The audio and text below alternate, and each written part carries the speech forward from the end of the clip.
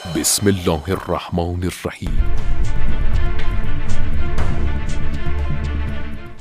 السلام علیکم ورحمۃ اللہ۔ ختنہ کرنا اسلامی دستورات میں سے ہے اور یہ ایک مستحب عمل ہے، واجب نہیں ہے۔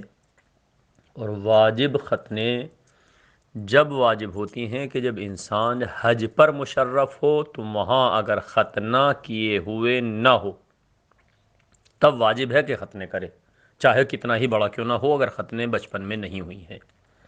ورنہ اگر انسان پوری زندگی بھی بغیر ختنے کے رہے تو گناہ نہیں ہے۔